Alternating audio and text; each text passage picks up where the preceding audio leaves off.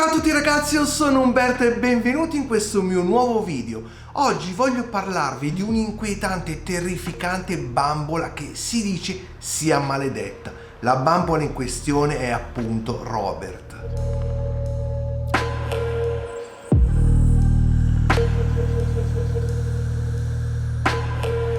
Molti di voi sicuramente ne avranno già sentito parlare di questa terrificante bambola, ma cosa ci sarà dietro a tutta questa storia, a tutta questa vicenda? Sentite qua, ma prima di cominciare, come sempre di consuetudine, mi raccomando, vi ricordo di iscrivervi al canale, di attivare tutte le campanelline, di mettere un bel like a questo video e di commentare. Ma ora diamo il via a questa inquietante storia. Gene Otto, detto anche Gene, nato in una famiglia molto benestante nella città di Key West in Florida, ha ricevuto questa famigerata bambola nel 1904. La bambola, alta circa 90 cm, era vestita con un uniforme da marinaio con un aspetto davvero inquietante, un viso costruito in stoffa, tratti facciali molto rudimentali e occhi fatti in bottoni neri.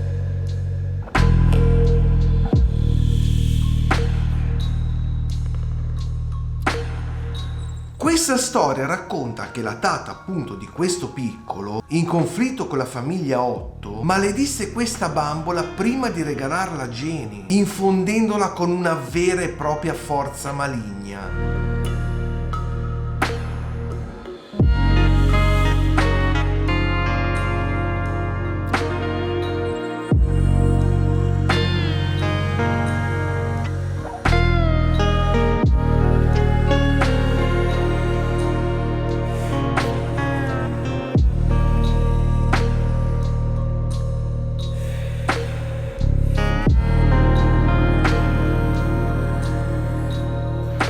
Gene chiamò la bambola appunto Robert, che per lui questo nome aveva un significato molto particolare. Man mano che il tempo passava, però, questo ragazzo sviluppò un legame molto profondo con questa bambola, trattandola, pensate un po', come se fosse una persona viva. Il ragazzo parlò spesso e volentieri con Robert e si dice che questa bambola rispondeva anche, ma con una voce molto diversa, molto più profonda rispetto a quella del ragazzo. I genitori di Gene, ovviamente preoccupati per il comportamento del ragazzo, cominciarono a notare strani avvenimenti in quella casa, a partire da oggetti che si spostavano da soli, fino ad arrivare a sentire persino risate soffocate provenienti dalla stanza del bambino e addirittura mobili spostati. Quando però i genitori chiedevano ovviamente spiegazioni al ragazzo, lui rispondeva ogni volta costantemente: Robert l'ha fatto. Questi episodi davvero molto strani si intensificarono man mano che il ragazzo cresceva. Infatti Robert iniziò ad essere al centro di fenomeni davvero inspiegabili. Spesso e volentieri, infatti, addirittura i vicini hanno raccontato di aver visto questa bambola muoversi davanti alla finestra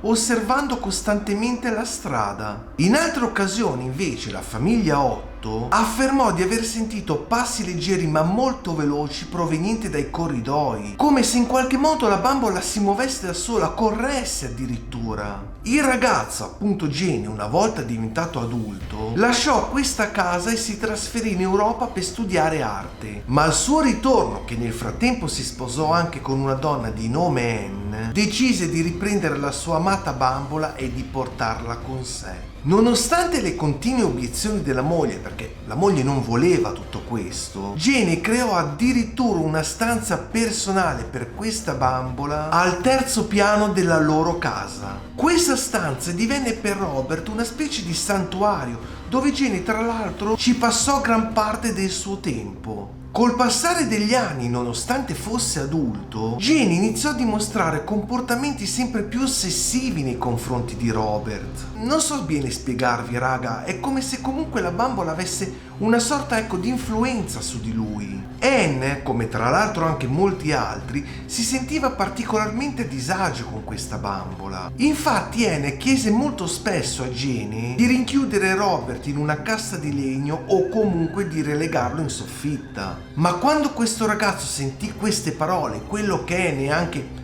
altri insomma avevano consigliato di fare, scoppiò in un'improvvisa collera. Questi comportamenti bizzarri, strani, non erano da Jenny, non erano di quel ragazzo e sembravano a tutti gli effetti provenire proprio da un'influenza che questa bambola riusciva a trasmettere in qualche modo a questo ragazzo.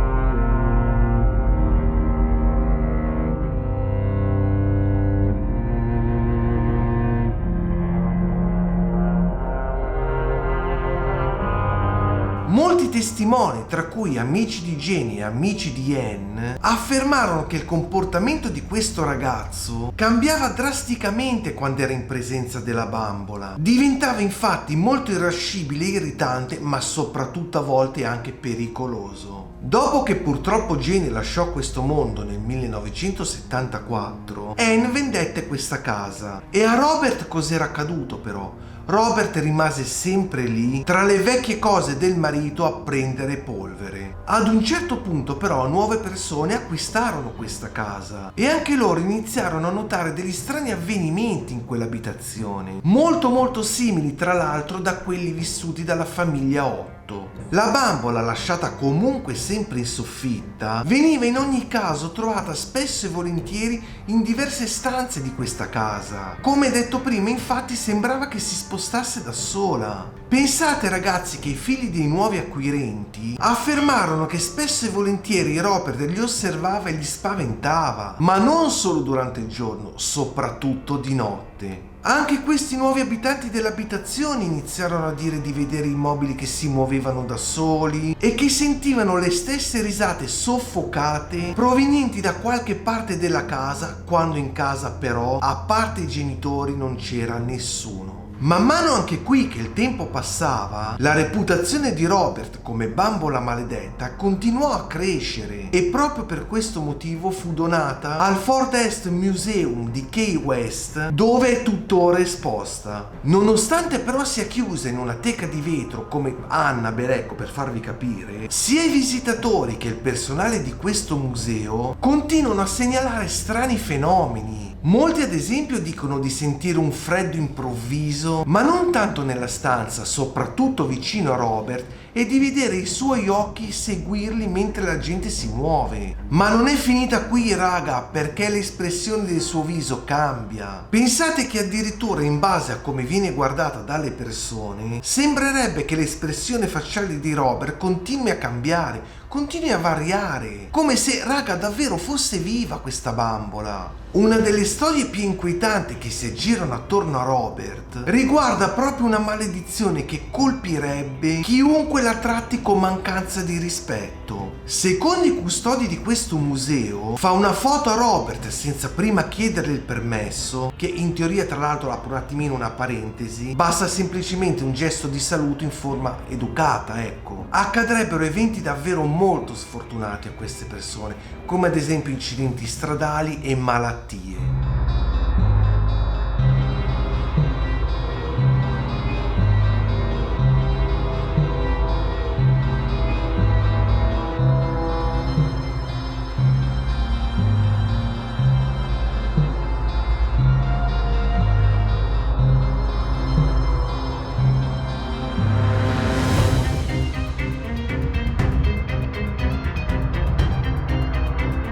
Si racconta, pensate un po' ragazzi, di numerosissime lettere indirizzate proprio alla bambola da parte dei visitatori che dopo averla ignorata e derisa hanno addirittura subito dei lutti in famiglia. Tutte queste lettere, appese accanto alla teca di Robert, chiedono tutto il perdono da parte della bambola con la speranza di spezzare questa terrificante maledizione. Oggi Robert, la bambola maledetta, è un'attrazione molto popolare da parte dei turisti che visitano questo museo. Ma non solo il museo, anche tutta la città di Key West. Pensate che lo stesso museo ha creato proprio una narrativa attorno a questa bambola e Robert, anche per gli avvenimenti passati, è diventato una vera e propria icona del sovrannaturale. Ha persino ispirato libri, documentari e persino film horror, e che alcuni di questi sono proprio stati influenzati da questa storia. Avete presente ragazzi la saga di Chucky, la bambola assassina? Ecco, quel film è stato proprio uno di quelli. Nonostante però, come sempre, molti scettici non credono a questa maledizione, a questa possessione, ecco, chiamiamola così, di questa bambola, il suo status di oggetto maledetto continua a crescere. Infatti, per chi crede nel paranormale, Robert rappresenta un vero e proprio caso di possessione o un oggetto che comunque possiede un potere maligno e molto giustamente a trattare con cautela tutto ciò che non si può spiegare razionalmente. La storia di Robert è sia affascinante ma inquietante anche nello stesso tempo, intrecciando superstizioni vocali, riti voodoo, ma soprattutto possessione. Robert ha catturato la piena e totale attenzione di chiunque l'abbia incontrato o comunque anche semplicemente solo sentito parlare di lui. Anche oggi, dopo più di un secolo, tutti questi misteri che circondano questa bambola rimangono vivi. Ma sapete perché? Perché è sempre stato alimentato da molte testimonianze di coloro che affermano di aver sperimentato sia la sua maledizione e di quelli che raccontano di averla vista muoversi. Ragazzi, anche per oggi questo video termina qua. Mi raccomando, io spero che vi sia piaciuto, iscrivetevi al canale, tempestate di like a questo video, attivate tutte le campanelline e commentate. Noi ci vediamo come sempre molto presto nel mio prossimo video. Ciao a tutti raga e stay tuned!